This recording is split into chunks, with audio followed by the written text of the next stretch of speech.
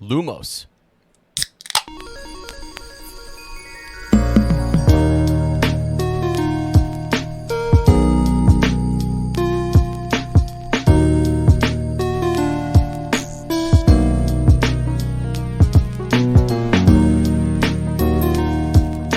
Hello, friends, and welcome to Shell Cottage Radio. I'm your host, Ezra, a.k.a. Bill, also known as your friendly tech wizard, former captain of the Hufflepuff Quidditch team, the Flannel Wizard, yours truly, me. Please welcome your lovely design witch, the fascination of fourth year, and my wonderful co-host and yours, Lottie, a.k.a. Fleur. Hallo! Schön, dass ihr da seid. Willkommen zurück to our little cottage on the outskirts of Tinworth. Come on in!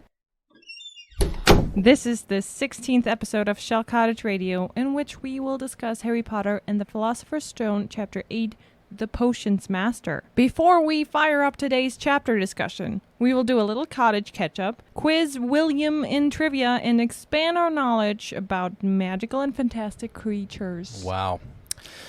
I'm excited for all of that. So into our ketchup and mustard. There's big ketchup. Yeah, I don't know when or where it's going to be edited into the episode, but we tried last night. We did. To record. You guys are still going to get the episode out at the same time because thankfully we start like a good 7 days in advance. You wish. 5 maybe, I know. But we moved cottages. Yes. All right. So we kind of, you're going to hear a little different dynamic here, which is cool. Lottie's currently sitting on the floor, just so you guys know. Yeah. I know. You guys, And my butt's sweating. Is Is that it too really? much information? It's a lot of information, but is it too much? I'll let the listeners decide. So yeah, it's a little hot up here. We're upstairs, and it's we're cooking. I mean, it's nice and cozy. It'll be nice and cozy in the. That was me. Oh. That was the seat. She's already scared. That was the chair creaking. No worries. But last night we tried. Do I sound different on this microphone, by the way? I'm definitely on a different microphone. You sound great. I don't know. It might be. There's no pop filter on this, so I get a little. I love it. I don't know if I'm popping out. Well, does it? I got to back off it a little bit because I sometimes do that. So I'm sorry about that if you're getting a little extra, something in the microphone there. It's because I'm on one I'm not used to. Mine's still over at our old apartment. So anyway, we had bugs. We had a bug attack last night. A major bug attack. So it's hot upstairs. I thought, sure, we'll throw an air conditioner in. The window up here, no problem. Mm-hmm. We're recording late at night. The light is on, the brightest light in the entire neighborhood, and every bug saw it from 10 miles around. Yeah. And they all came to visit the us party last night. So that was wild. And also, the air conditioner has a lot of moisture, and it has water, and it's hot, and they wanted to come hang out and live. They might have already been living in that thing for all I know. I don't know. Mm-hmm. So we had, it was like late, major bug attack. Oh, yeah. And just wanted to share with you guys, if you have a little phobia there, hopefully I didn't trigger you too much. But definitely Lottie we got 2 fly swatters up here. Yeah. Just in case. Hopefully one of them's not Rita Skeeter. We will include a little impression at the end of the episode. Okay. You can hear, because we already started recording when the bug attack happened. Yeah, we did. Yeah. Yeah, but that's okay. I mean, it was good. I think it's better today. We probably have more energy, and I feel a lot better about it. And I'm excited. By the way, check out on Instagram. You'll be able to see some updated stuff for, I guess, just in terms of the story. If you guys follow us over there, little images of the back garden and different things, and it's just really nice. And it's we're very, very happy with our move. But there'll be a little bit of adjustments here and there. So, sweetie, how you doing? Great. Okay. No, I really love the new cottage. Yeah. Even though, it's not, again, it's not forever. It's not like a long-term stay, probably. Exactly. Yes. But it was time. It was the right move, like you said. Yeah. And I already feel at home. Like we always talk about it. You make a place at home, and you being with your significant other or your friend or your family, just in general. Yeah. Makes a home or a house a home. Yeah. And that's how it feels right now. Yeah. Yeah. It's nice because we have the bike trail. We get to go for a walk, and it's just really, it is what you make it, and we're having a good time here. So it's been a little different though. Gosh, in those oh my goodness, couple things. We're doing catch up, right? We're doing lots of catch up. Lots of catch up here. I just want to share some stuff with you. Lottie went to her first Amish auction the other day. My dad was he goes to the Amish auctions and works with the Amish quite a bit. And we took her out there. It was a blast. It was really cool. It was a lot of fun. We got to hear some of the auctioneer going on. We got to see items sold. Yeah. Oh, here we go. Yeah, we got a little audio for you guys. Here we go.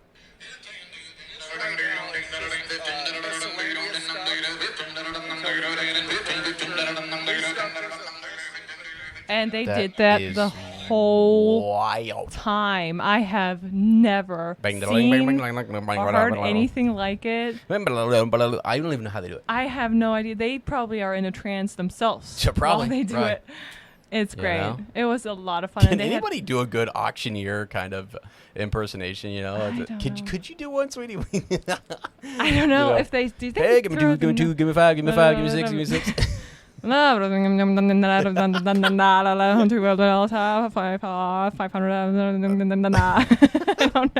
I don't know how they do it. It's so cool. It's actually it kind of lulls you in. You're sitting there and you look at your watch like, I've been here for 4 hours and I've bid on 5 different things and have no idea what I bought. People are like, that's how I feel every episode I listen to you guys. Oh wow. Sorry guys. Sorry. No, it was really cool though. We got to walk around and see some beautiful Amish furniture, and it was all donated to their school system, which was really cool. Really, really neat thing. So, yeah, it was fun. That was just wild. It was a very cool, different experience, and I'm glad we went. Yeah, for sure. So, what else has been? I feel like oh my goodness, the other thing I've been working on helping my dad with a few different jobs, some painting, some scraping, and different things, and had to go to the chiropractor. So that was wild. I actually, so if you hear me moaning and groaning a little bit, I just want to share with you guys that I'm going through it. Okay, I know that you guys may not understand this, but the shoulder affects the podcast. When your shoulder's out of place like that, it affects your ability to podcast. Oh, wow. Yeah, I bet, because all this, the nice voice comes from the shoulder. Yeah, flexing the shoulder. So anyway, okay. All right, thanks for feeling sorry for me. Appreciate it. And there we go. All right. Yeah. Well, otherwise, we're doing really well. We're happy to be back in a podcasting routine. We're happy we're sitting here without bugs, so all good. All good. And we have a great chapter today. We do. And I keep saying this about every single this book is just...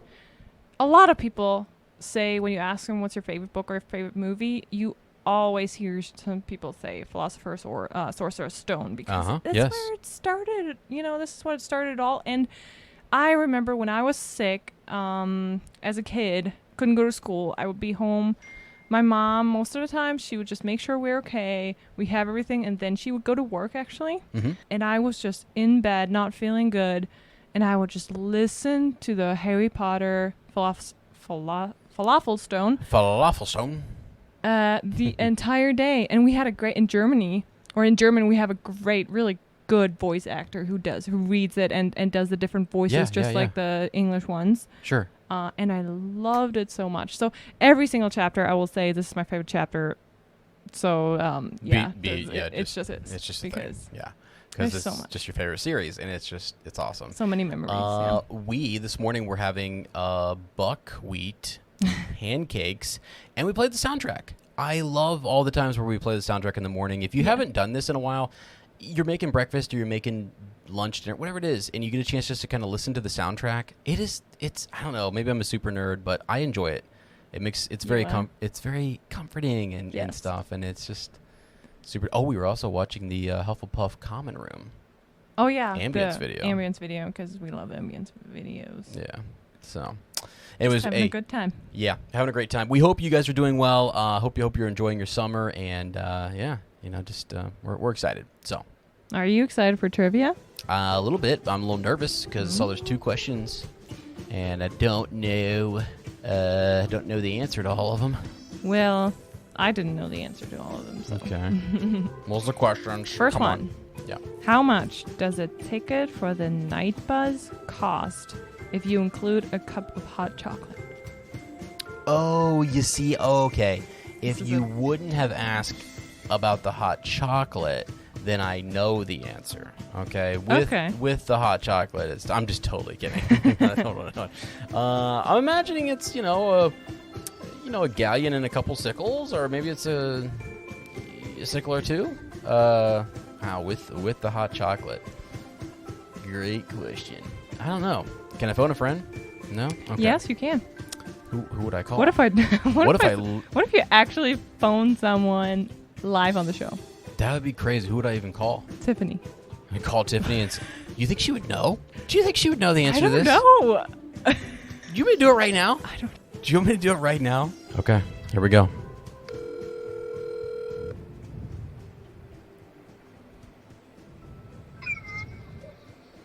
Hello. Hey, I got a quick 2-second question here for you. By chance, and if you don't know, it's totally okay. Do you know how much a ticket for the night bus cost if you include a cup of hot chocolate by chance? Like how many sickles or galleons? I don't know. You don't know? Okay. It was a long shot here. I think this is a pretty... Are you trying to cheat at trivia or something? What's going on here? Yeah, trying to cheat a little bit. We did this little trivia thing, and I was like... Lottie asked me the question... 7 or 12. Usually those are numbers. Oh, that sounds like... I'm going to go with one of those two. I just figured I jokingly said, hey, can I do a phone a friend? And, Lottie's like, well, call Tiffany. And I was like, oh, let's see if she's right. Oh, no. I'm such a disappointment right now. Oh, no, you're not. You're literally never a disappointment. And we love you, okay? Oh, love you too. Okay, all right. You have fun. I'll text you later, okay? All right. Okay. Good. All right, bye. Bye. So I'm going to go with 7. I'm going to go 7 sickles. No. It's not 7. What is it? Wow. So a ride on the night bus costs 11 sickles, regardless of the distance. Seriously? You can go anywhere for 11 sickles? Yes. It says it. For 13 sickles, the rider also got hot chocolate, and for 15, a hot water bottle and a toothbrush in the color of choice. That's ridiculous. Hey, you know what, though? At least she was in the sickle range. She said 7 or 12, and I That was was 7. really good, yeah. So that's actually pretty good for on the spot. That's a tough it's one. really, yeah, it was really good. And That's because I would have said galleons. Honestly, I don't remember at all. And we just did a little. Yeah. We did a little video. Can I talk about this for a second? Yes, check it out on YouTube. Yeah. So over our YouTube channel, it's now Harry Potter Hangout. You guys should go check it out. It's awesome. We're almost at 1,000 subscribers. Super pumped about it. We're doing a How Powerful series. We're doing all this different stuff. So it came up the other day. Someone asked us to do a video on. What was it how much does a galleon kind of convert to regular Muggle money or whatever? Right. Pounds or dollars or whatever you want to do. And so I think we did a little conversion, and we looked at what J.K. Rowling has said, and we looked at... what fans kind of calculated. Yeah, yeah.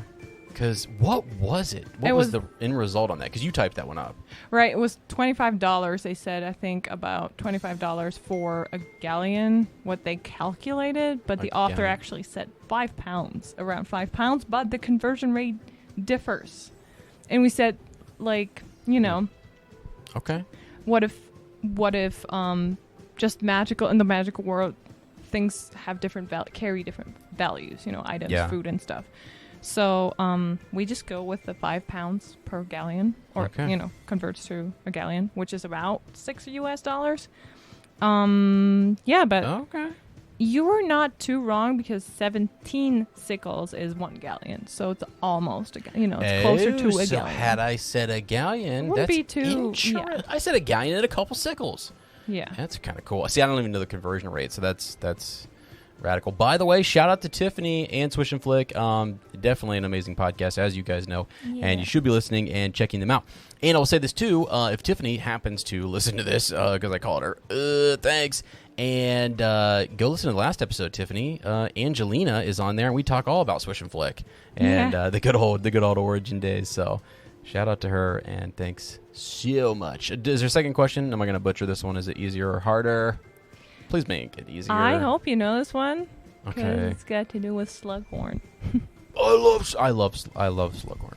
What potion did Harry make in Slughorn's class where he received top marks for doing it correctly?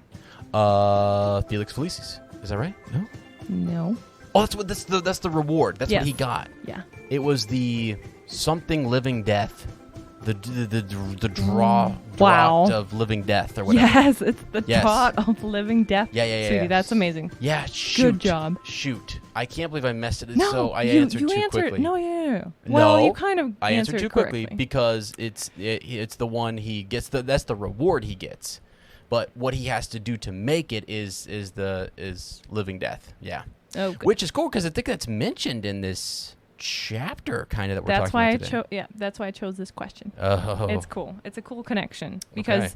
what you're going to be amazed. What Snape says, the first 3 questions, they carry a lot of meaning.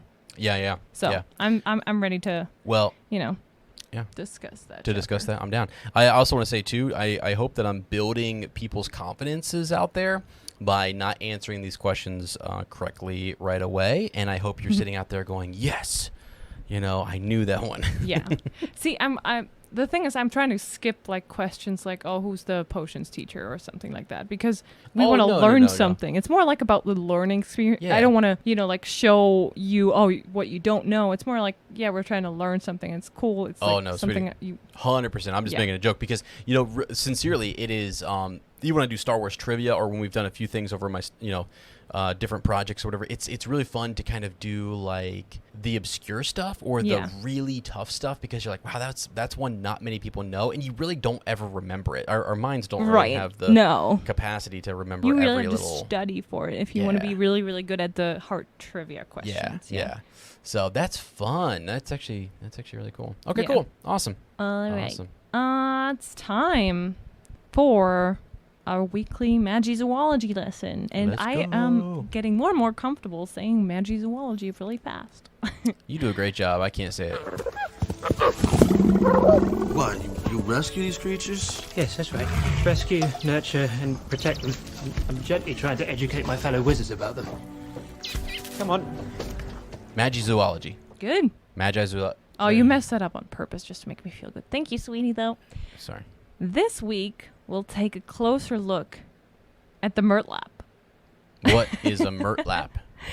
It is actually also a little bit connected to our chapter because Murtlap essence is used a lot in potions and for healing injuries. Okay. Like Harry uses Murtlap essence when he's writing. Oh yeah. He's writing, "I must not tell lies" for Right. Yes. Madame Umbridge all Yep. the time. Yep.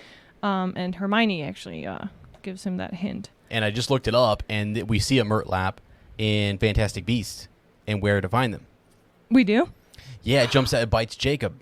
Oh my goodness, It that's bites. awesome. It bites Jacob, and he talks about the I the see it. reaction. Yes, he's getting attacked. Yeah. Yeah, forgot about That's the that. thing. Now I remember. Yes, I actually remember. It wasn't even like a small thing, but that's why he goes a little, right? Yeah. He gets a little loopy because Yeah. his anatomy or whatever is reacting differently to it and stuff, which is cool. Yes. Newt's talking about that, and he's like, "Oh, it'll be fine." He's like, "Well, maybe he's having a bit of more severe reaction and stuff," which is That's so cool. funny. All right, I'll remind you though what a Murtlap Yes, please. is, and the entry in Fantastic Beasts and Where to Find Them. So we have a classification of 3 X's, which means dangerous. Mm-hmm. The Murtlap is a rat-like creature found in coastal areas of Britain. It has a growth upon its back resembling a sea anemone. I practiced saying that word. Anemone, yeah. A sea anemone. When pickled and eaten, these Murtlap growths promote resistance to curses and jinxes, though an overdose may cause unsightly purple ear hair. Murtlaps eat crustaceans and the feet of anyone foolish enough to step on them.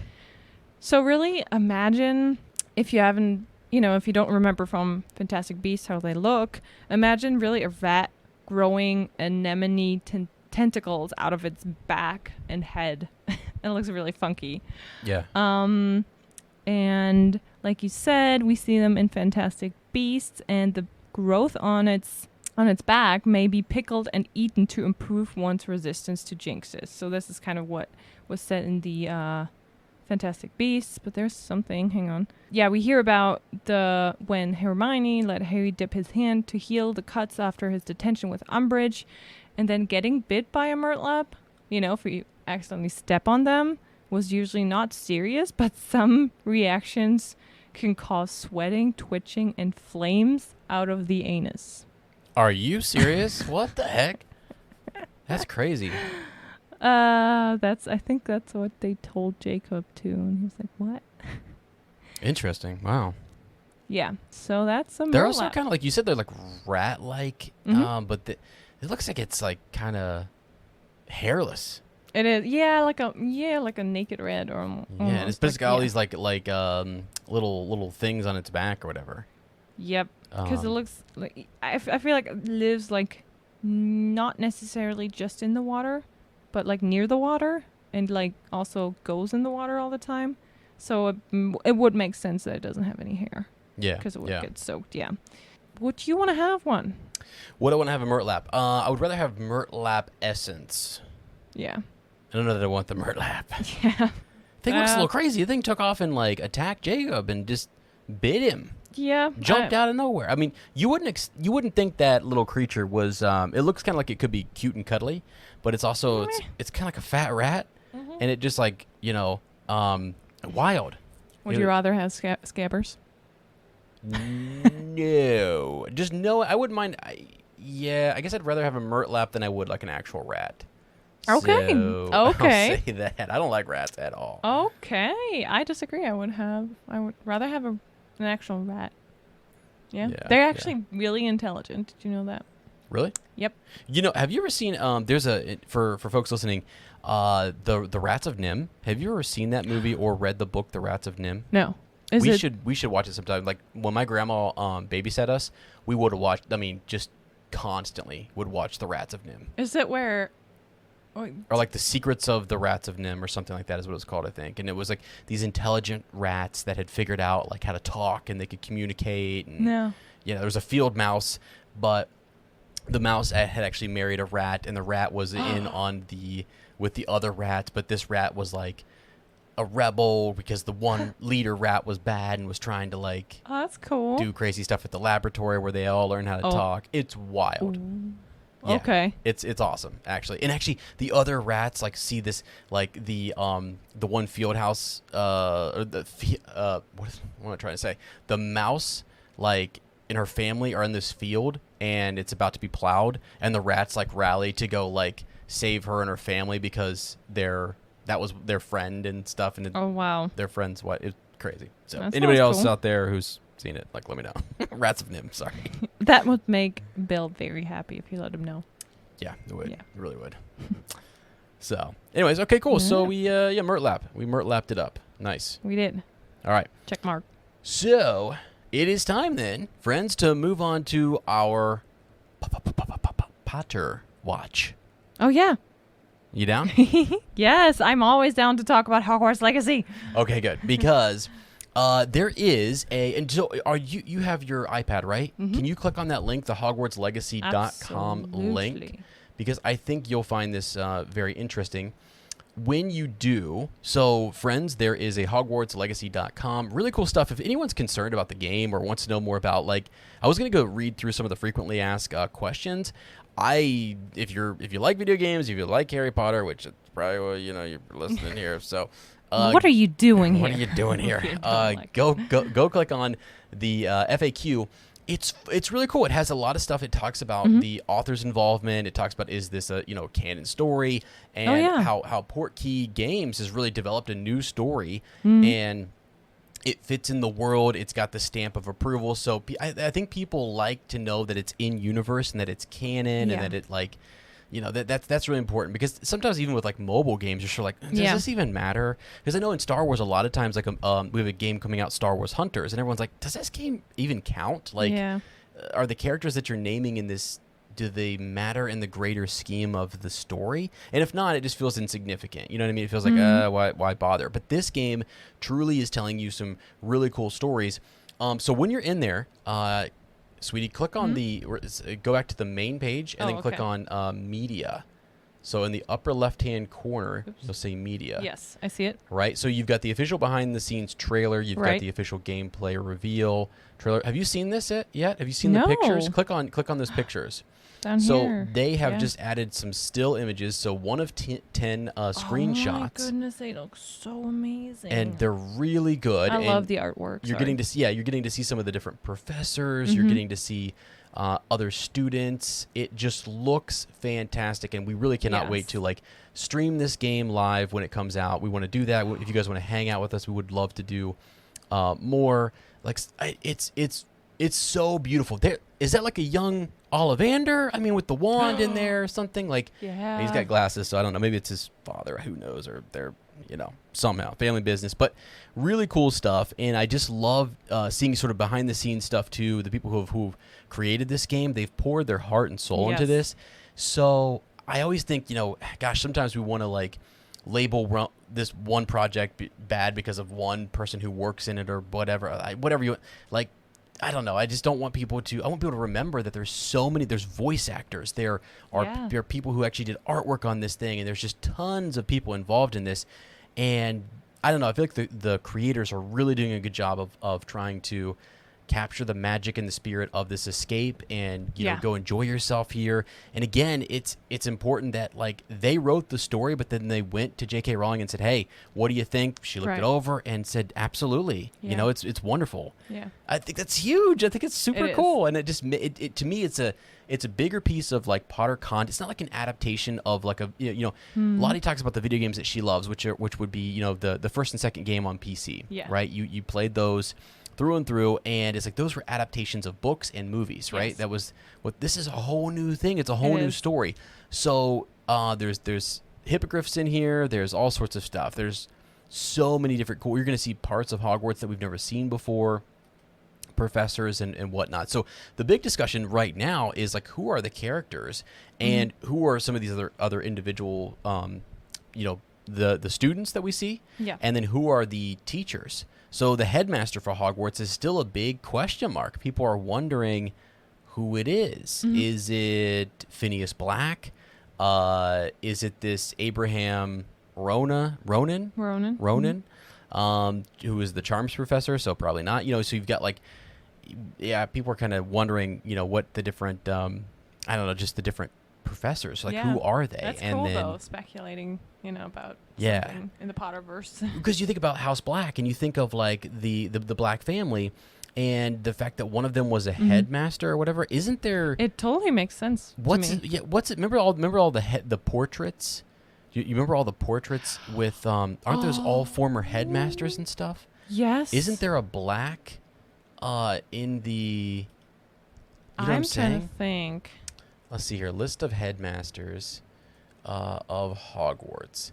I don't know that they had dates with them, but I feel like there was some that maybe, because you have some from the 1700s and so on. But it just feels like we're close. We're narrowing in on potential headmaster for that game. So it's just fun to see other channels kind of go out there and speculate and say they think they might know who it is or whatever. Just characters, because some people argue, we don't want every single character to somehow tie into the main story. But if you look at it, it makes sense that the big, 28 wizarding families are somehow tied into it, because they've been, they're big families. Often some of them try to just marry within the wizarding community. So it makes sense that we see certain names pop up again and again. Yeah. So here we go. This is an interesting. So again, we mentioned Phineas Black, right? So he's the portrait. He's one of the individuals we've seen the portrait. He lived from 1847 to 1925. So it kind of fits perfectly for that. He was a headmaster. Wow. Right? Yeah. So I think it works, or maybe he's... So he definitely was a headmaster. He was a headmaster, but he also could have just been... Like at this time in the game, he might not be the headmaster. I'm not really sure if he's also the potions master, maybe, or something. You know what I mean? He could be a potions teacher. Yeah, why not? Right. So I just think it's kind of cool that we would. Again, that's more connections to the books. We talked about Dumbledore and how old is he going to be? He's 9 years old at this time, and then would be in 2 years going into would be going to Hogwarts. Maybe he goes early because he's so advanced or something. You know, who knows? So it just says, at some point during his adult life, he returned to Hogwarts as a teacher. And he was the headmaster at Hogwarts for a time. So in 1995, Harry Potter stayed in the bedroom where Black's portrait hung, and Black took him messages from Albus Dumbledore. Yeah. So he was the portrait between Dumbledore's office and where Harry was staying. His voice could sometimes be heard coming from the frame when he was not in it, making sarcastic comments and so on. So yeah. Just an interesting. If that's him, that would be really cool. If he's in the game, for example. Wait a second. Did you say it's the portrait that goes back between Grimmauld Place? Grimmauld Place, and isn't that Phineas Nigellus? Yeah. Yeah. Phineas Nigellus. Yes, but his last name is Black. Yeah. Phineas. His full name is Phineas Nigellus Black. Oh my gosh. Isn't that cool? Right? I thought this was his last.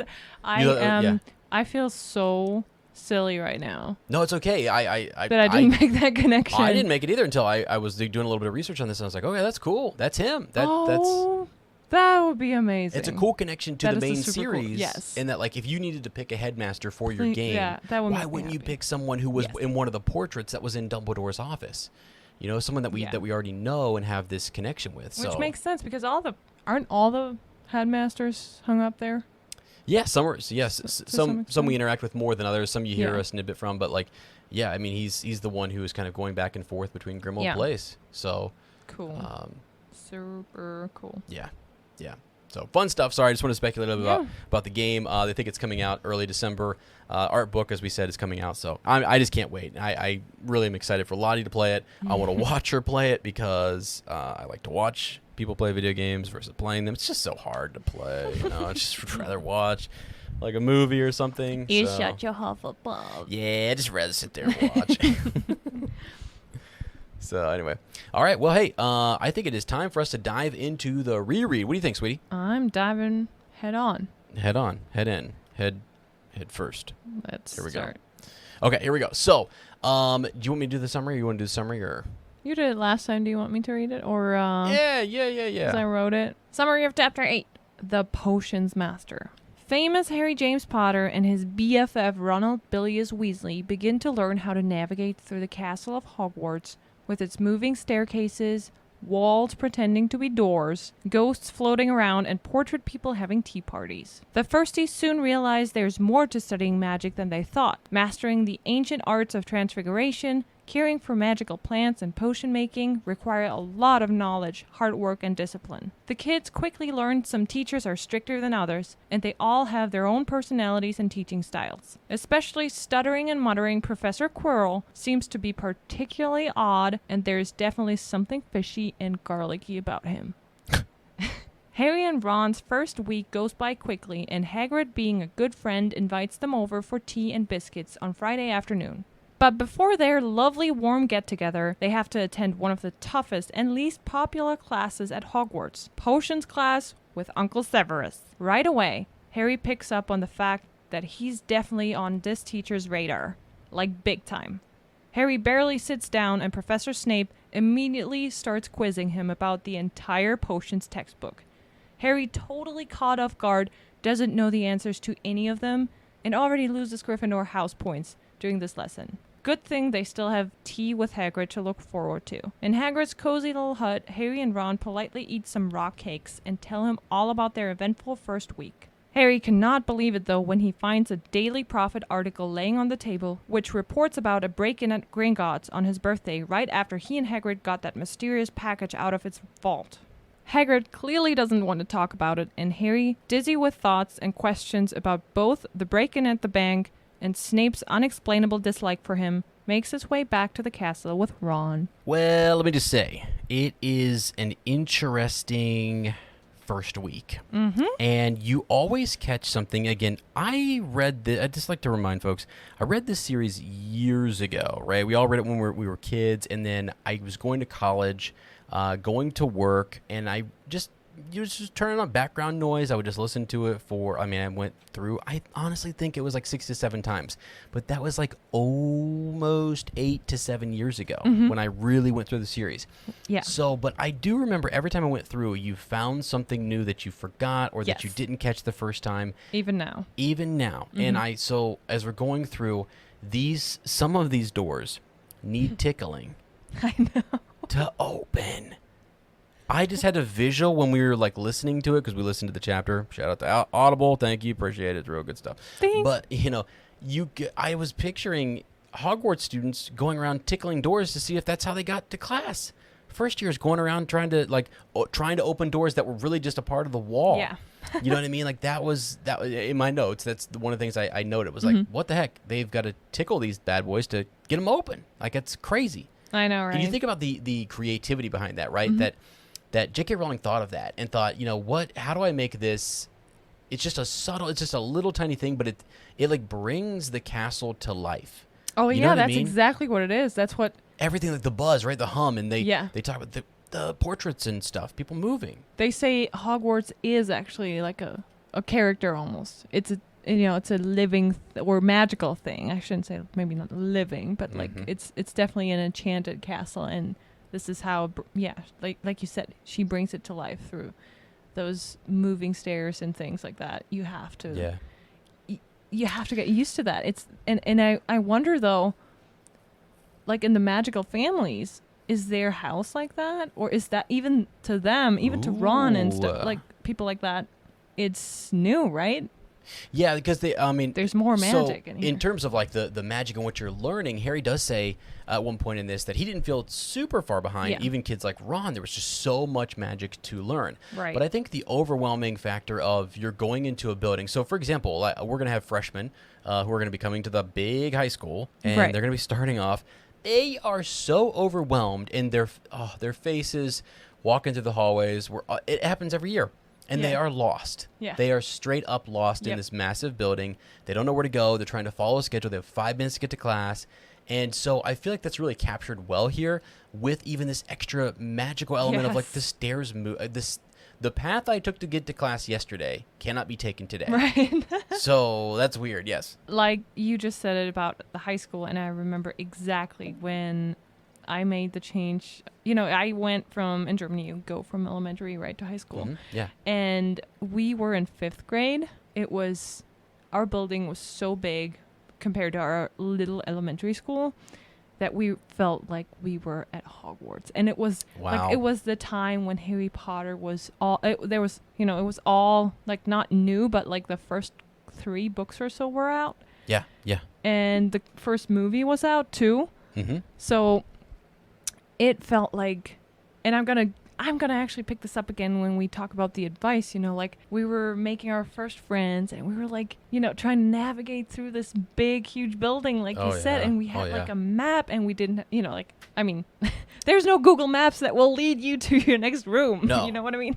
No, and all the teachers look scary. Right. The older students like, get out of here. I got to get to class. Yeah. Like, don't talk to me. So, It's great because for us that would be middle school, and I totally remember going. You had different elementary schools coming together, and you're meeting new friends. You don't know these people. You don't know these kids, and you're sort of like, okay, hey, like. You meet up on the first day and you sat down next to each other like, let's be buddies, you and me, like, because I'm afraid of this place. Yeah. So I thought that was really cool and really, really well done, and just all of that is a cool element. Now there's another piece here, which is the ghost kind of run, like they're floating around, so you might run into one of them, and then Peeves. Mm-hmm. Peeves is the one that like the poltergeist that I think I always forget about because he's just so left out of the movies. Yeah, I know. I totally forget about Peeves from time to time. So really cool that Peeves is kind of annoying. Yeah. But that's another obstacle they have to deal with getting to class. Yeah. See, that's the thing, because I played the video games so much. To me, it doesn't even. I have a visual of him because of the video games. He's in the video games, and you have to fight him and stuff, and he's really annoying. But That's awesome. I'm so glad they included him, because that's what brought him to life for me. Because sometimes you do have a hard time as a kid. You saw the movie and you're like reading the books, and there's this character, and he was not in the movie, and how do I imagine this guy now? And they just give you that. He's like a like he's not totally see-through in the video games. He's like he has a red, I don't know, like a red jacket or something, or yes, and he has like brown hair and looks really, really mean, like almost like he looks a little bit like a, I don't know, like a puppet. Oh, that makes sense. My goodness. So as you're talking about the video game, I thought of Hogwarts Legacy, and whether or not Peeves will be in the game. Would Peeves be there? So the developers of the Hogwarts Legacy game have assured players that they will be able to experience the life of a student at the famed school like never before. Yeah. The promise of a fully fleshed out Hogwarts opens the possibility of having the presence of the castle ghost there, which is awesome.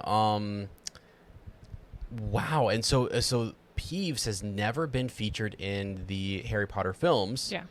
Obviously in the books and in the games, as you mentioned. So yeah, we haven't seen him. I don't think we've seen him at all, but like it's possible that he shows up. Yeah, that'd be cool. I hope he does. My goodness. We don't really know how old he is, do we? We could probably look it up. So he has been at Hogwarts Castle since its founding. Whoa. Referred to as came with the building, according to the Harry Potter wiki. So he came into existence with the founding of an institution containing a large number of children. Whilst unconfirmed, it was guessed that Peeves is a tangible manifestation of the students' mischief. Interesting. Holy smokes. So do you think Peeves became bigger when Fred and George entered the building? That is wild. And you start to think about what a poltergeist is. And the energy that it's conjured from this energy or whatever. He definitely gained some energy with the Weasley twins and the Marauders and. So I'm guessing we'll see him in the game. That's just kind of cool. And because he's brought up in this chapter, and it's shout out to Peeves. I don't know. He always has that playful, mischievous spirit. He's never really, I don't think, And he fights in the Battle of Hogwarts, doesn't he? I'm pretty sure he did. Yeah, I'm almost positive. Yeah. So. Yeah. Anyway, that's really cool. So just there's that, another obstacle. Moving on here, Filch finds them. So I have my notes. They're going through. They're told to kind of avoid certain areas. The forest is obviously forbidden and stuff. Right. And so they're a couple of doors down from Fluffy here. They almost get there before we need them to later on when they the next chapter we have the duel. But Filch finds them there. They were lost, truly lost. They didn't try to get in there. Yeah. And interestingly, and you brought this up, Quirrell comes to their rescue. And I was like, again, I honestly am like, oh, sure, whatever. It's just a professor coming to rescue. Right. No, he's there for a reason. Why is he nosing around that area? So honestly, that had never dawned on me before. Never. Me neither. I just heard, like you said, sometimes because you're so used to the story, almost like you're watching a movie the second or third time, you can now pay attention to the little people in the background or little sentences here and there that before you couldn't even take them in fully because you take in all this description of the castle and things are moving and you're overwhelmed. There's ghosts and stuff. Yeah, you're trying to track the story. Where are we going? Yeah. What's the plot? What am I supposed to be paying attention to? Yes. So it was totally something that for me, I was like, oh yeah, that's just one little thing. Like later on when his face turns super pink when they ask him about like, hey, how did you fight off that vampire or whatever? How did you actually do it? And he freaks out. Yeah. So yeah, pretty cool. Mrs. Norris though. So we've talked about Mrs. Norris before, and I guess the more I think about Mrs. Norris, like who is Mrs. Norris and who is Mr. Norris? Right. All those things. Like I think that's one of those interesting. I love the fan theory that she is just like Nagini. Yes. And Maledictus. Yeah. That would be cool. Could you imagine though if we saw like a Mrs. Norris? She seems so intelligent. In Hogwarts Legacy, as potentially a caretaker like Filch, maybe. Wow. Or Now we're something. getting Isn't that wow, crazy now though? we're But like, making a lot of connections. but why not? I mean, you have, like I think they're making connections with different professors, and it's fun. It's a fun thing to speculate because it's an interesting time period that they've picked. We so. should make. I want to make an extendable year edition, not this time, but about Filch and Mrs. Norris, and just dig a little deeper. Yeah, I'm down for that. 100% down. So, Cool. because Mrs. Norris is always popping up, and even Hagrid mentions later on, he was like, I swear that Mrs. Norris is tracking him every time he comes. I think it's because Hagrid's so lovable, and Mrs. Norris just wants to hang out with him. Right? I think she's misunderstood a little bit. I would So, try to make friends with her. I know you would. I haven't seen a kitty cat that you didn't, try to make friends with. So, yeah. Also interesting too. This is not normal school. Remember, this is wizard school, and we really? have to go to. Yes, absolutely it is. We have to go study astronomy at midnight.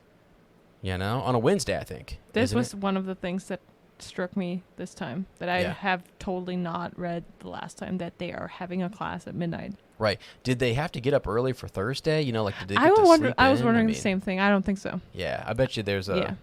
little sleep-in time or something. But how cool is that? I mean, isn't that the dream of an 11-year-old child to do? I mean, everything becomes like, okay, this is a class. I have to read stuff and do work for that. But it seems so exciting to meet up with your friends at midnight and look at the stars. Oh yeah, and, it's wild. Yes. It's like an adventure. Yeah. I would definitely be misbehaving and probably howling at the moon or trying to get things to come out of the Forbidden Forest, Yeah. Who knows? But also 3 times a week we go to Herbology, which is awesome. I think I would love Herbology. I really do. It seems like a cool class. Yeah, I think of what would your favorite classes be? Because for me it would be History of Magic. Mm-hmm. I love history class. Yeah. I think Herbology would be a lot of fun just because it'd be Yes. connected to nature and you're kind of outdoorsy. I really enjoyed our biology classes when we got to go on Me little too. field trips down to the Yes. creek, or we get to do stuff with plants Yeah. and have them grow. That was really cool. So Yeah. that kind of reminds me of Herbology a little bit. And then obviously, everyone loves Defense Against the Dark Arts or whatever. That's also super cool. So, but I don't know, what would be some of your favorites? I think I would enjoy Charms class. Oh, you're so charming. And I would be super excited for flying as a firstie. Oh, Flying lessons. I would not be. And I always dreamed, as a kid, I dreamed of flying and stuff and being able to fly. So. That's awesome. And yeah, I think Herbology would be one of the, my. Yeah. What about potions? I felt like you would be a Oh my gosh. potions kid because Absolutely you are not. always no. I was going to talk about that in the Oh. extendable year edition because we're going to talk about potions a Okay, little more well, today. all right, we'll save it then. That's But fine. yeah, if you want to hear why I would not be a potions girl, go I and listen to it. I do want to hear. I do. Yeah. So, okay, cool. So, and I was thinking, when Umbridge shows up later Mm-hmm. and she's sort of revolutionizing education at Yes. I thought if there was one class that needed revolutionizing, it might be History of Magic. Oh, I saw. Okay. Sorry, I'm just Okay. thinking. Yes. I actually True. think I would Did enjoy she- Professor Binns, but I think she probably was like, no, this is great.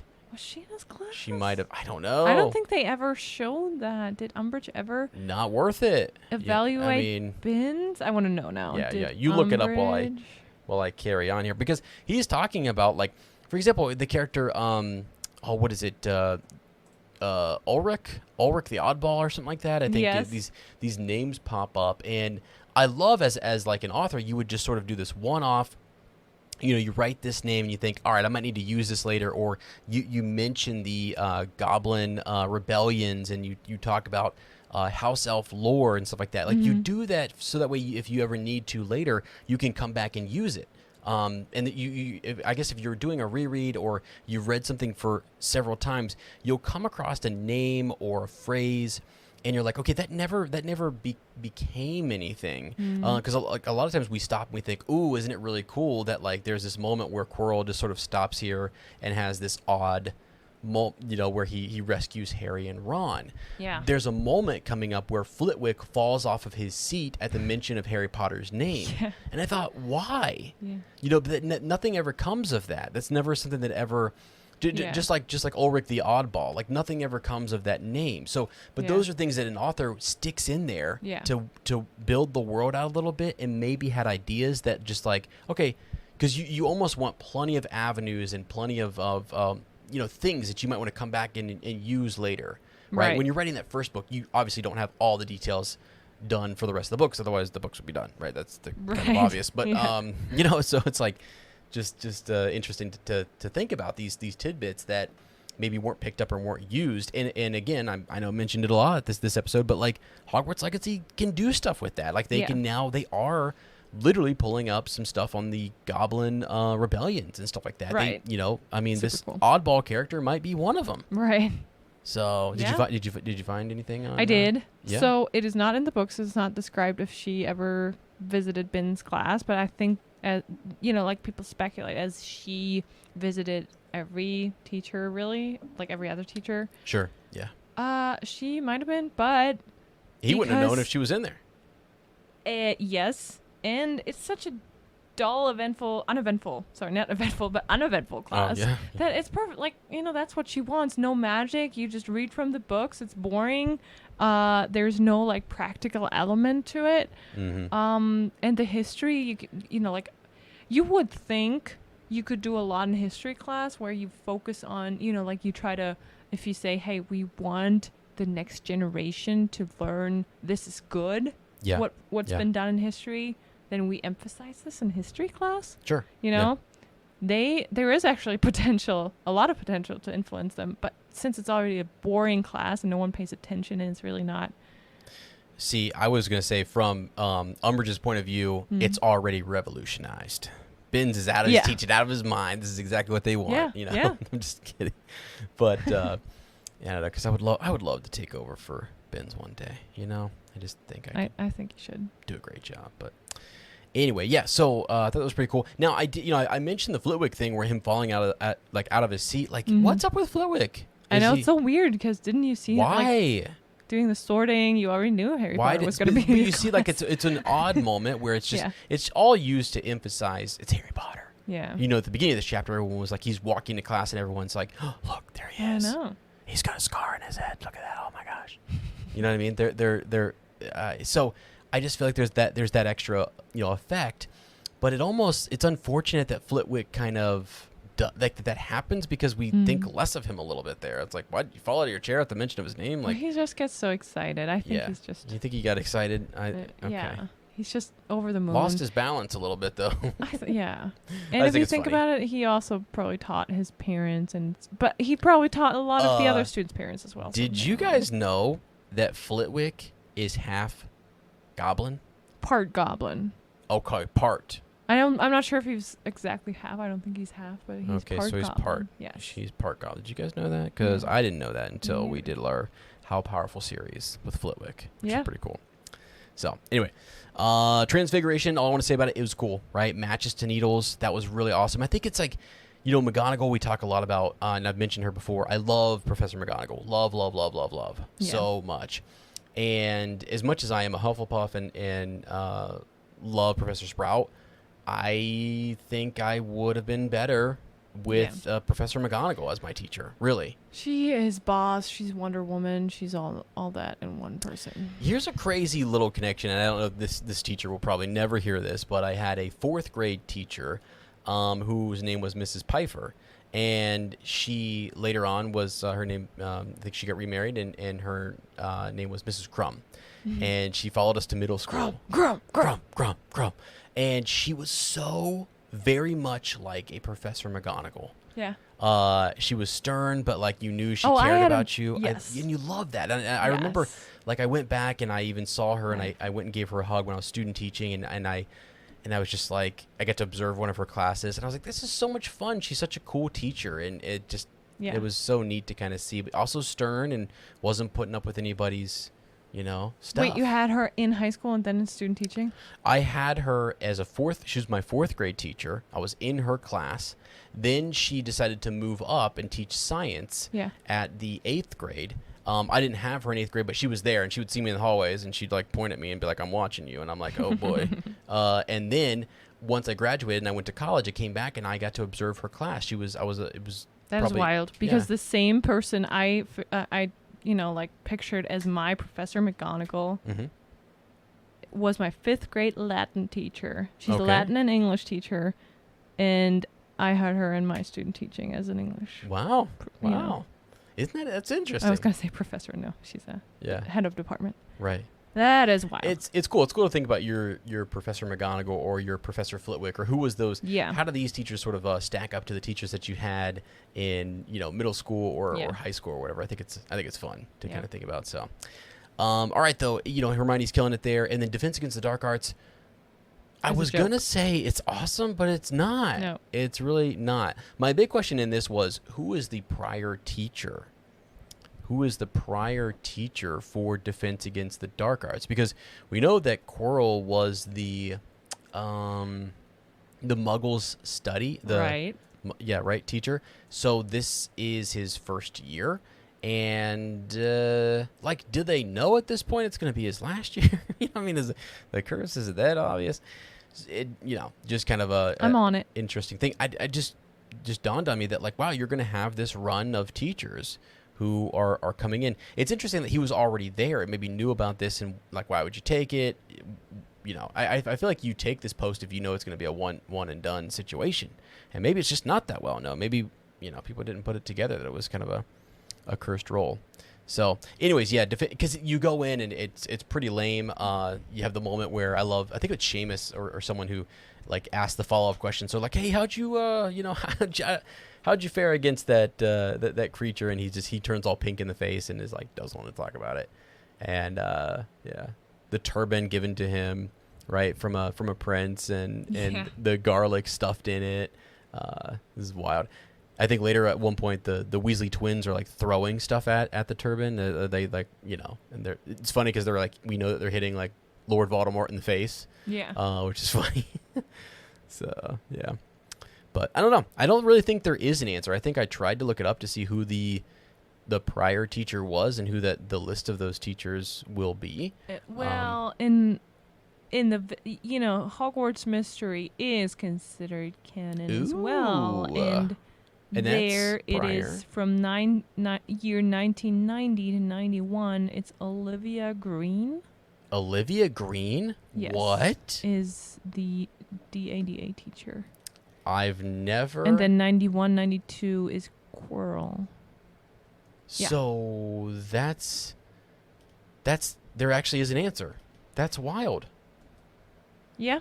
According to the wiki, I have not played... So I'm not so far advanced in the game that I went to DADA in Mystery, but... There's a picture of her. Yep. Holy smokes. Mm-hmm. Known as Liv. Wow. Professor Olivia Green was a witch who attended Hogwarts. Wow. In the second half of the 20th century, she sorted into Ravenclaw. She was friends with Jacob, who was in her year. She later joined Hogwarts faculty after graduation, becoming the school's Defense Against the Dark Arts teacher from 1990 to 1991. That is... See, the things you learn. I don't know how many people knew that. And this is what I brought up Hogwarts Legacy in terms of canon and what they're trying to do with Portkey games, because that matters to people. You can go play that game and you actually get tidbits that are... It's additional stuff. It is your extra content that does matter and does go on the wiki, and people are saying, no, that's legit. Right. Canon. Yeah. It's in story. Cool. Yeah. I think it's super cool, and I love learning new things about the Harry Potter universe or the Wizarding World. Yeah, so if anybody ever asks you who was the Defense Against the Dark Arts teacher prior to Harry showing up. Trivia question. Yeah, Olivia Green, Professor Green. There you go. It's cool. Okay, a couple more things, and then I'll let Lottie kind of take over for her part. Let's see here. Friday, was when they finally make it to the Great Hall. It took them all week to finally get to the Great Hall without getting lost, which just shows you how... honestly, that kind of matches up with high school. We give kids about a week to figure their schedule out, especially if you're in a big high school. So that's pretty cool. And then Hedwig shows up. She is so sweet. She comes to visit Harry. There was no mail before, but then Hagrid sends this meetup note, which is also super sweet. Yes. And Hagrid's just checking in on Harry. I think it's great because I also think, Hagrid sort of knows that, he's orphaned, right? And he wants to check up on Harry, and he was a part of, you're right. bringing Harry there and everything. Yeah. And so that's such a cool... He feels tender responsible, moment, yeah. and he wants to know how he's doing. Yeah. Exactly. I just think it's great. It's one of the, even though Hagrid was putting pigtails on kids earlier, I still think that's pretty good. So, and I'll just kind of lead in with this. Potion's lesson was absolutely terrible. And as you said in the summary, thank goodness that he had tea later with Hagrid to look forward to, because Harry believes that Snape hates him. Mm-hmm. Hate's a strong word, but he just definitely felt that. And you go into the class, there's already, I don't know, you've survived, he's making it through, he's trying to be a good student. Yeah. And really, I don't think this is the saddest part about this, is that like Harry goes in just trying to be a good student. Yeah. Behave, take notes, participate, all that kind of stuff. And Snape is terrible. Yeah, to him. Yes. Terrible. And bad form on Snape. Right. So, like you said, Harry comes in and has no idea. And the problem is, for him, it's so random that Snape already, like you said, has a strong feeling about him, even though Harry thinks this person doesn't even know me. Yeah. And, like with Draco, you have a little story behind it where he tried to be friends and then Harry turned him down. So therefore, okay, makes sense now. He doesn't, Yes. Like he felt like, what do you call it? Like, slighted? Yeah. Yeah, he felt kind of like, yeah. And it makes sense, okay, if this person doesn't want to be my friend now, he's my enemy. Mm-hmm. With Snape, there's nothing for Harry really to explain why he is that way towards him. But the other way around, if you just see it from Snape's perspective, and I don't want to say any of that is right that he did. No, not at all. But in a reread, it's funny to think about. For him, everyone says it all over and over and over again that Harry just looks like James. Yeah, exactly like him. And him. James hated on Snape so much. Yep, he bullied him. Snape sees James there. But it must be so tough because every time Harry looks at him, he basically looks into the same eyes he loves with his whole heart. I know. So odd. I feel like people are mean because they are deeply hurt. That's my theory. Yeah. Like, that's why they're so mean. Yeah. This is something I think. Look at this. Like, we know Snape's story and where it's going to go, and that he has this unconditional love for Lily Evans. Yeah. And was maybe thought, we don't know the full story on how things went in school, how close they were. Was there romance there prior to Jane? Different things, right? Yeah. And just closeness. So it's just I don't know. It's heartbreaking all around. You really wish. It's such a mistake on his part, but at the same time, it's one you can't make as an adult, which is crazy. Sometimes it's weird the lens you look at these stories through, because as kids you're just like, whatever, he's mean, he's a bad guy, and that's all it's meant to be. It's a kid's book, it's a kid's story, and then the story grows with you as you grow up, and then you're like, oh whoa, there's more nuance to this, and I feel like you can't have as much of that in this first book, and that's why things are exaggerated. The Dursleys are exaggerated, like Snape's exaggerated. I mean, I know that's an obvious thing to say, but sometimes we get out there and we start, talking with other Potterheads, and people want to get real serious about Snape and his abusive nature and the way that he talked to Harry and how wrong this was and all this kind of stuff or whatever. It's really played up and exaggerated. Right. Because the second thing, right? So I think you're going to talk about this, but like the first thing is like just stopping at Harry's name the same way Flitwick did. He didn't fall out of his chair, thankfully.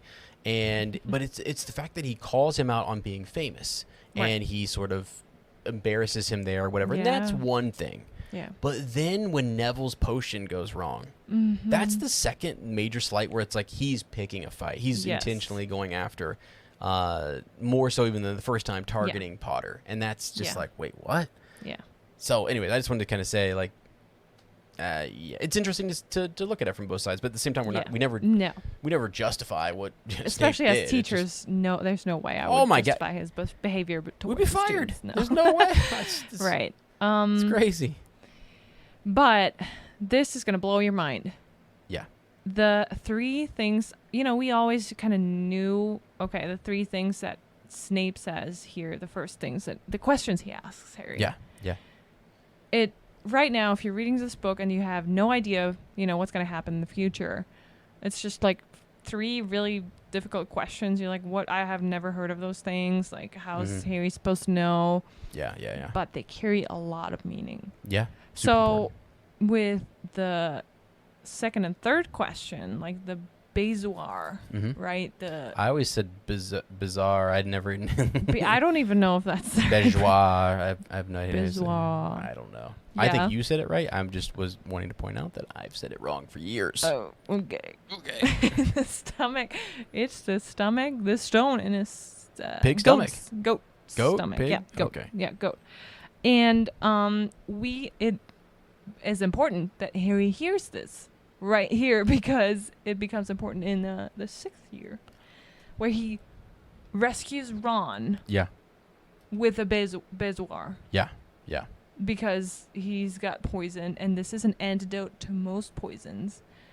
I remember, if I remember correctly, it's not an antidote against basilisk venom. That's about the only exception. So pretty cool. Oh, you're absolutely right. It's one of the notable exceptions. Yes. Yep. So that's already cool that we find that later on. And then his third question, there's a reason why I saved the first question for last. One sec. What's the difference, Potter, between monkshood and wolfsbane? Also, by the way, there's no difference, but also becomes... There's no difference? I don't know. Yep, it's the same thing. Okay. Also known as aconite, but wolfsbane potion becomes important in the 3rd year, and for Moody. Yes. Yeah. For Mooney, for Professor Lupin. Right. So it's super cool that those little things, you don't think anything about them right now because they're just random terms, random items that you're getting introduced to, and you don't really make anything of them. But they get picked up later again. And that's what makes this so rich, really. Yeah. That you find that they're not just insignificant little things. They all have a purpose why they're mentioned. Yeah. And now I want to get to the first question. I'm going to read it. I'm actually working with the book, just to let you know. Yeah. So, because we're a book club.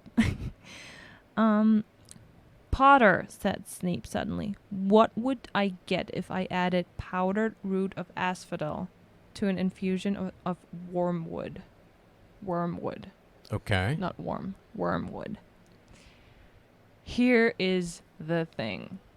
I have not read about this theory before this, but according to Victorian, so this is from a website, and I actually try to confirm it by Googling if it's actually true, but it says, according to Victorian flower language, asphodel is a type of lily, meaning my regrets follow you to the grave, and wormwood means absence and also typically symbolized bitter sorrow. So if you combine that, it meant I bitterly regret Lily's death. For me, that's always it's a little far, but I try to really look up their meaning. What is the meaning of wormwood and asphodel? And asphodel is really a type of lily with the primary symbolic meaning is peace after death and the afterlife. Wow. That's wild. I've Yes. never stopped to think about what is like. At first, it is asphodel. a type of lily, and it means peace after death. Like, this is a secret message, actually. And wormwood, its biblical meaning is bitterness because the I think it tastes real bitter. Number of Bible scholars consider the term wormwood to be purely symbolic representation of the bitterness that will fill the earth during troubled times, noting that the plant for which wormwood is named Artemisia absinthium is a known biblical metaphor for things that are palatable bitter. Okay. So I was just blown away. Yeah. So and what he says is like it's what happens when you cross these two things, or when you infuse. If you do combine them, yes. So the answer is, if you did combine powdered root of asphodel and an infusion of wormwood, you would brew a sleeping potion so powerful it is known as the Drought of Living Death. Full Yeah. circle here. Yeah, Drought of And Living that Death. potion becomes Yes. important later on Mhm. when Harry is so good that he wins Felicis, yeah. Felicis, sorry. Yeah, so okay. And it's this potion that one drop of it would kill you, essentially. It would be this, right? It puts you in a deep sleep. Deep I sleep think. that's it's Almost like similar to yes, death. Yes. Yeah. Interesting. I'm sure that an overdose would kill you. I'm pretty sure. Well, it's like I mean, I think remember Slughorn, at least in the film, he's sort of like, oh, use a one drop might kill us all, like it's so good, type of thing. Yeah. He's exaggerating, but when Harry makes that potion, so the idea here is that you have this lily, that's I mean, infused with bitterness. Yeah. It's a bitter memory for him. It's a bitter. And it's crazy if you say it, living death. I mean, it's almost like he's dead. he is like He his feels dead inside, but he's living almost. Yeah, it's yeah. There's a lot of room for interpretation, but it just blew my mind that there's definitely like there's a coded message. Definitely has thought about what she puts into these questions. Yeah. Yeah. And that there's an actual coded So message cool. in there. Yeah. I don't know if I've never heard that until now. So Me neither. that is cool. I guess if you're listening out there and you've heard of this before, Yeah, let us if you're know, yawning because- right now, like, oh yeah. Because no, that's cool. That honestly just tells me how much more there is for me to learn Yeah. in the series, and how much more there is to kind of like pull out of it. And that's what I think is really great and really cool. And so I've always been excited about the Fantastic Beasts series and this new game and the potential for new Potter content, because there's little things like this that, as I mentioned earlier in the chapter discussion, the author, you leave avenues, you leave coded things, you leave doors that you never opened or never tickled, so Right. that way you can come back to them and tickle them and go through them and see what's there. I think Yeah. that's a cool thing to do as an author and as a Yes. creator. So really cool, and Yeah. that's such a interestingly coded message. So Yeah. well done. Yeah. So we carry on though with the potions lesson. It didn't start very well for Harry, and everyone else is probably like, "Oh my gosh, this guy is really, like I didn't Yeah, we prepare better be. either. I didn't read all this. Besides Hermione, of course, but everyone's like, Who else do you think was just sweating in class going? oh, everyone besides some Slytherins and Hermione. Oh gosh. So, but the way he also treats Hermione and Neville, that was awful. it is awful, and also makes me think like, so what happens to Neville is that he managed to melt Seamus's cauldron, Mm-hmm. Yeah. right? Yeah. And Put those porcupine needles in first, didn't he? it's, to me, it's like, this is the first potion lesson for those kids. Yeah. Some of them have never, they didn't even know until a few weeks ago that they were witches or wizards, right? And I feel like if you think about our chemistry class, there was always, I don't know about you guys, the first lesson was always a safety, like, crash course on how to handle the material and stuff. Totally skipped that. There's nothing like that. He's just like, here you go, guys. And then Yep. then he's mad at Neville. If there's a safety issue, like melting someone else's cauldron, there's definitely stuff you need to learn how to handle. Yeah. So I don't know. Can I say too? I think Snape was probably grudgingly a teacher. Maybe Yeah. would have wanted to be. Obviously, might have had more passion in Defense Against the Dark Arts for sure.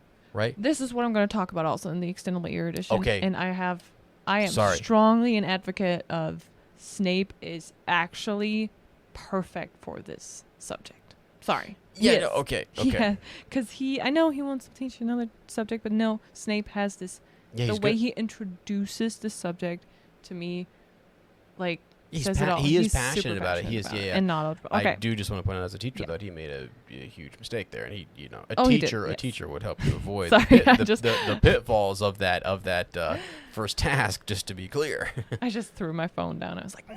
Yeah, I thought something broke. Yeah.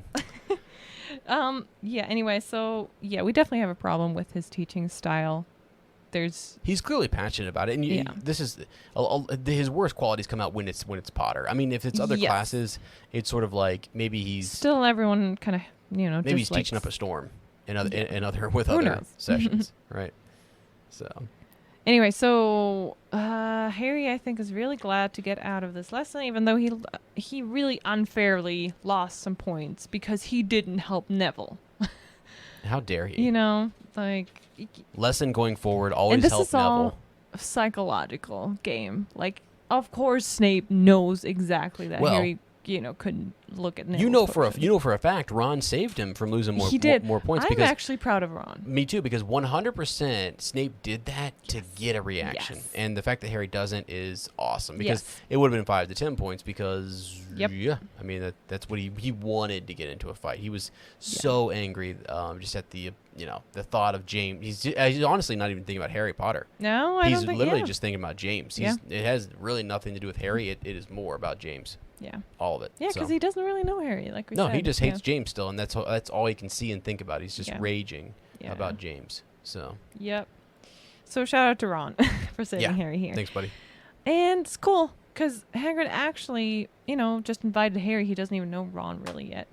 And Ron is super interested and just, wants to come along, which is cool. And they both visit Hagrid, and Hagrid obviously he's just not even surprised that Harry brought someone else, and he's already, oh yeah, the Weasleys. Yeah, I know your brothers. Right. Been chasing him away. They keep me busy. And his brother Charlie. Oh, definitely, yeah. Definitely likes. I think he Charlie. really likes the Weasleys and stuff. Yeah. But he really doesn't get along with Filch.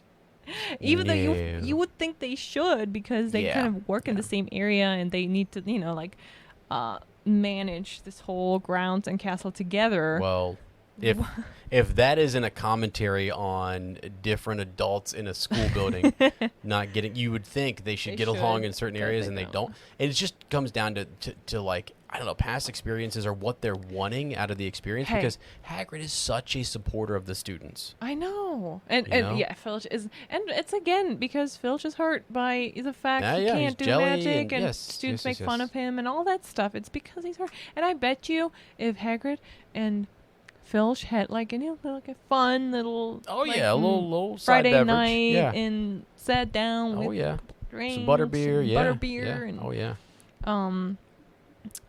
I think they would. They just need a bonding event or something. I don't know.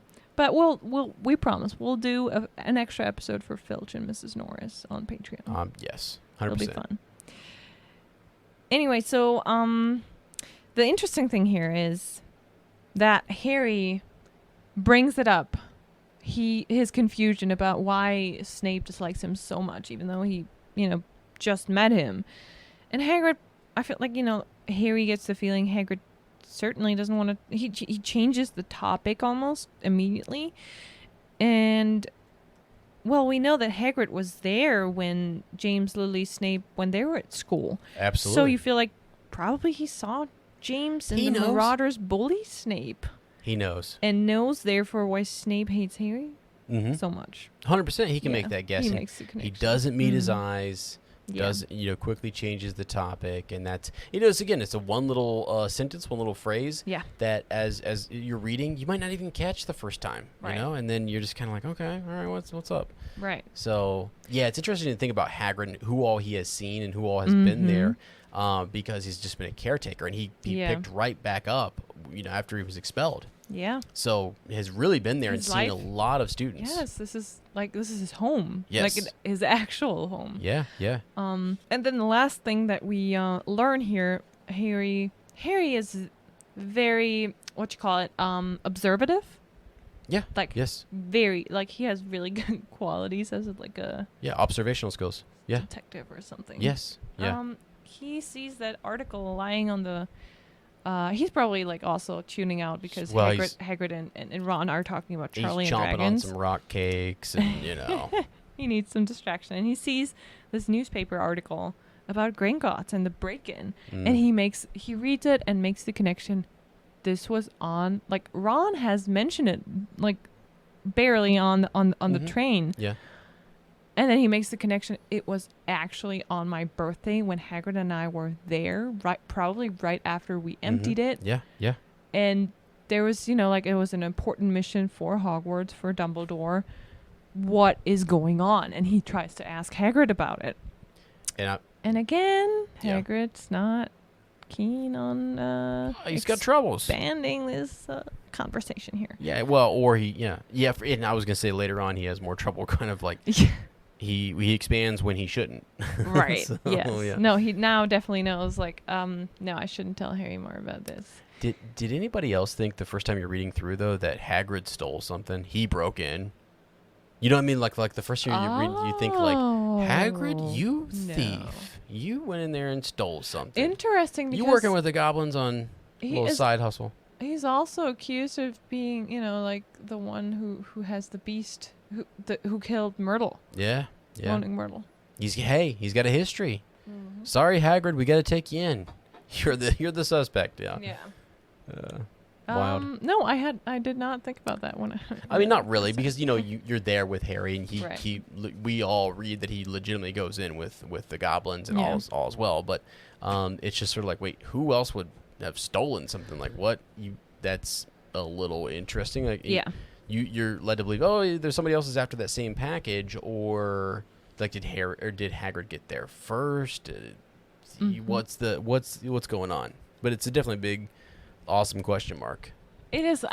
It's a cool story. a mystery inside this. Like every book has its own little mystery to solve, almost for Harry and his friends, and this is cool for kids to. If you go along and try to figure out who is this and try to go back and read the little details. And now that you know the entire story, it's so cool to go back and see all these little hints here and there. And Quirrell walking by a third corridor. What's it called? Yeah. Third floor. Third floor. Yeah. Third floor corridor. Corridor. Yeah. Anyway, so lots to think about for Harry. I think Ron didn't really pick up on all that. He was like, oh, whatever.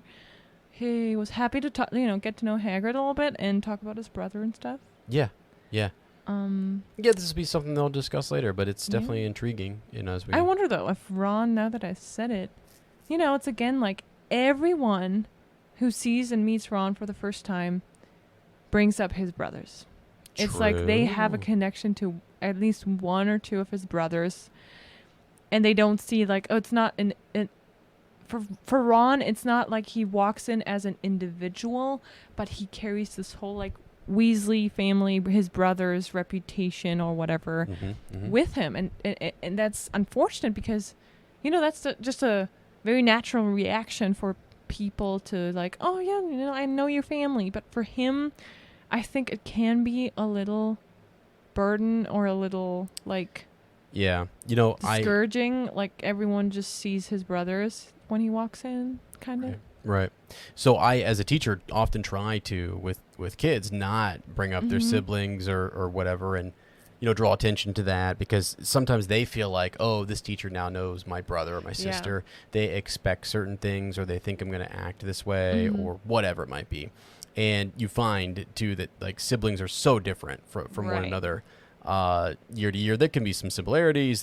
For some of them, it could be fun that they have an older sibling who showed up. But for most of them, it's like I just kind of want to like, please don't draw attention to me, and I'd like to just kind of especially if you have so many older brothers. Yeah, and we learn throughout the series this is his big, like, I don't know, like not fear, but his big. He deals with it. I mean, it's something that he deals with the whole series, which is like where he fits in his family and how living up to the legacy. Insecurity. Yeah. Great. That's what I was looking for. There we go. All that security at Gringotts was pretty insecurity. You know what I mean? All right. You always are a little silly. Yeah, I'm sure. Okay, I think so. If you don't have anything, I think that's it for the chapter. Let's go. Great chapter. I enjoyed that one. It gives you like this blitz of all the different classes and everything, and it's just sort of fun to start. It's super fun. And then you get into like, whoa, like there's some little ups and downs, but then you get a way big downer with the whole, like you're shocked reading like, what is up with this guy? How dare you? And then you go and you talk about it with Hagrid, and then there's something else intriguing, so, which is great. It actually, in terms of writing, that's the genius piece in this. Is like, oh, yeah, remember Snape? He did this one thing. But, yeah, we're also tracking down this other mystery. Well, it must be connected to Snape. Right, and all along the way, it's... In your mind, it's somehow connected because it was right. Proximity-wise, right there, yeah. Right. Good call. Yeah, that's what I do.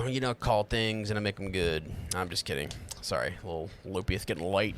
You got any words of wisdom for us? Do you want me to channel an Uncle Iroh or something? Oh, my gosh. I love Uncle Iroh, so absolutely. Yeah, please do. What would Uncle say? No, I do. I actually do. I think we talked about it earlier. I think in this chapter, the wisdom can also be called like a takeaway or whatever. We interpret or we try to find the things that are life lessons or whatever. Yeah. So I think it's really cool when you think back, like you said, if you're new to like school or like college or a workplace or even traveling when you're at a different place. If you're completely new somewhere, it's good to make some friends or experience this new place, new daily routines or learning new things together and help each other out. It makes everything less intimidating and difficult.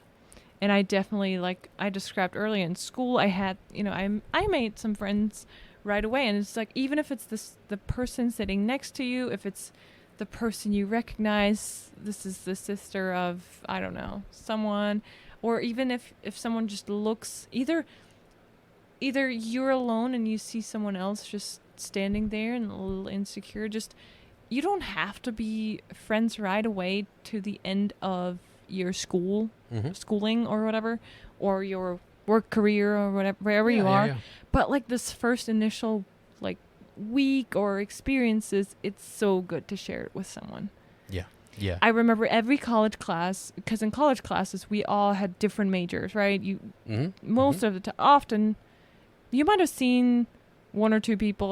Often it's a complete new class, and then it's just nice, especially when the teacher gives you like a schedule for the year or the term, and you have to do homework or essays or presentations together. Yeah. Yes. Or projects or something. And you want to immediately find someone you kind of bond with a little bit and know how to do this, even especially if it's bigger projects and stuff. And right. I really appreciated that when I was somewhere new. Last thing was traveling. When you were somewhere, everyone there, obviously you don't know each other. If you're at a hostel or hotel or something, not a hotel, if you're younger, I traveled between my bachelor's and master's degree, and at a hostel, like I went to all the events where you're like, okay, they show you around the city and all the, if you want to participate, it's for free. You just get to see the market somewhere in Hanoi. Yeah. And maybe they show you here, you can take cooking class or whatever.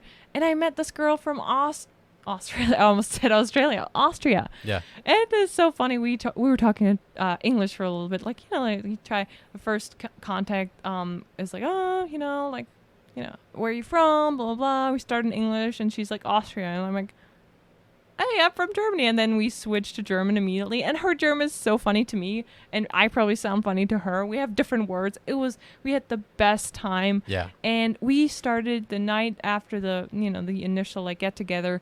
We would go back to our rooms and we would plan out like the next couple of days doing trips together. And we just met and we became like, like now we don't really talk. It's not like a friendship for a lifetime. But for that time, we were like having a blast together and we bonded. And I think that's wonderful and you need that when you're somewhere new. Yeah. No, it's awesome. I think it's good. I think it's really good. And it's true. Yeah, it's nice to kind of develop those friendships and find someone that you can, you can share. It's a new experience, so it's fun to share that, and it helps to share the pressure of that. Like, did you get that? No, I didn't get to. Yeah. And you kind of work together to get through. Yeah. So yeah, good. It's good. So I'm glad Harry met Ron and Hagrid and Absolutely. has some people to he can talk to about all this new. Think about Hermione impressions. right now. I'm hoping Hermione. You're super Oh, that's rooting for her right. to like get in with these guys, and like right now you wonder like, is she okay? Who's she hanging out with? Yeah. Chatting with people? Is she? How's she she doesn't doing really on her have own? friends yet. That Right. You know, we don't know. We're not really not- sure who was she bonding with. Was Mm-hmm. I don't know, her and Lavender Brown maybe or something. I don't know. Maybe, yeah. And So- she did help out Neville a little bit, but Yeah, maybe she and Neville are closer than Yeah. we think. yeah.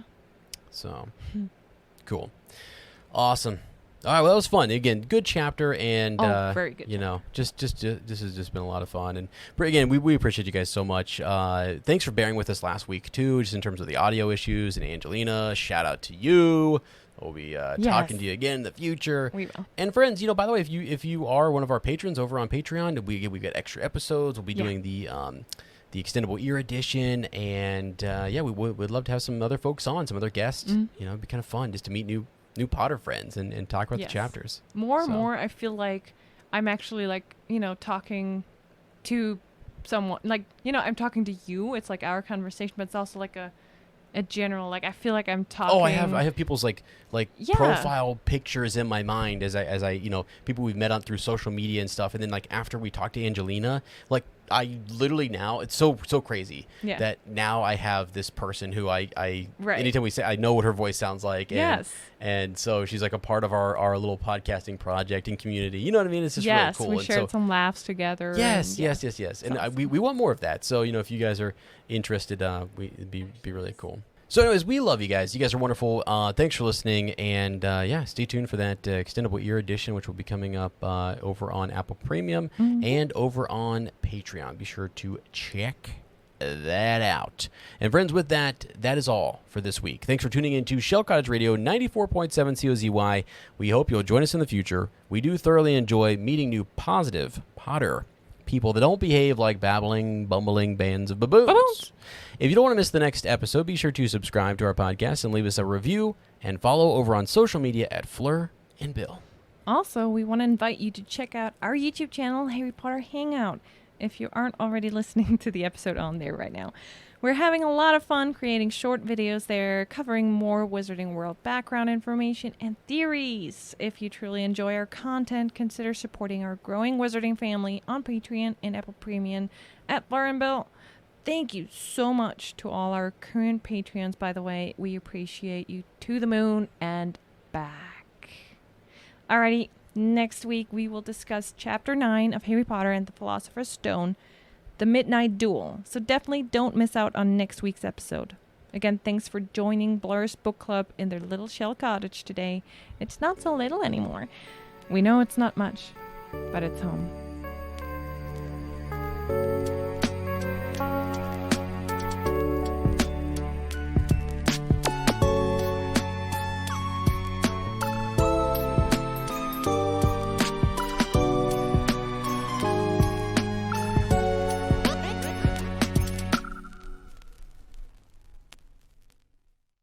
Hello, friends. Welcome to Shell Cottage Radio. I'm your host, Ezra, a.k.a. Bill, also known as your friendly tech wizard, the former There's a bug. There's a bug. Where? The curtains. Ugh! Curtain. Red curtain. Do you see it? Do you see it? Do you see it? Do you see it? Do you see it? I'm so sorry. I can't.